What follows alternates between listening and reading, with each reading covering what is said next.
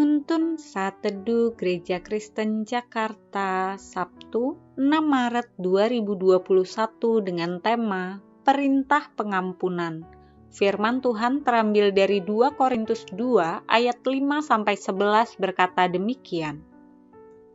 Tetapi jika ada orang yang menyebabkan kesedihan, maka bukan hatiku yang disedihkannya, melainkan hati kamu sekalian, atau sekurang-kurangnya supaya jangan aku melebih-lebihkan hati beberapa orang di antara kamu. Bagi orang yang demikian, sudahlah cukup teguran dari sebagian besar kamu, sehingga kamu sebaliknya harus mengampuni dan menghibur dia, supaya ia jangan binasa oleh kesedihan yang terlampau berat. Sebab itu aku menasihatkan kamu, supaya kamu sungguh-sungguh mengasihi dia. Sebab justru itulah maksudnya aku menulis surat kepada kamu, yaitu untuk menguji kamu, apakah kamu taat dalam segala sesuatu. Sebab barang siapa yang kamu ampuni kesalahannya, aku mengampuninya juga.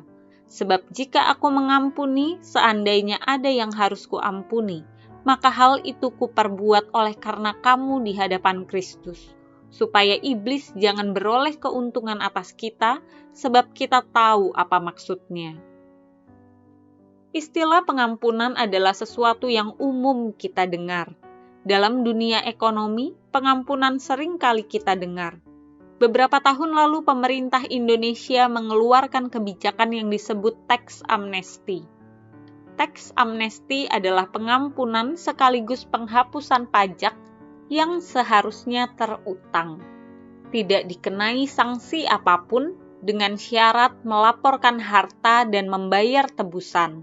Ini sesuatu yang wajib dan harus. Di dalam Kristus, pengampunan adalah sebuah keharusan. Di jemaat Korintus ada orang-orang yang menyebabkan kesedihan karena perbuatan mereka. Perbuatan mereka telah merugikan dan menyusahkan banyak orang. Sebenarnya, mereka sudah mendapat hukuman moral melalui saudara-saudara mereka. Kemungkinan mereka dikucilkan atau mendapat disiplin gerejawi.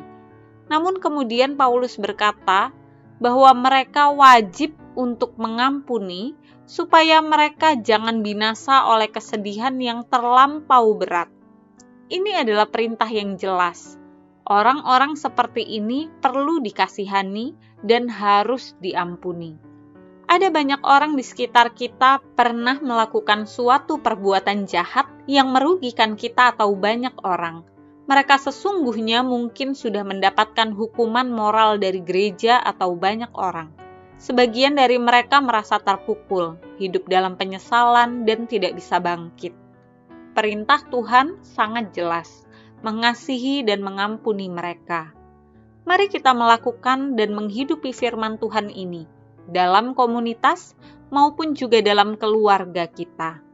Oleh sebab itu, melalui perenungan pada hari ini kita bersama-sama belajar, mengampuni adalah sebuah keharusan.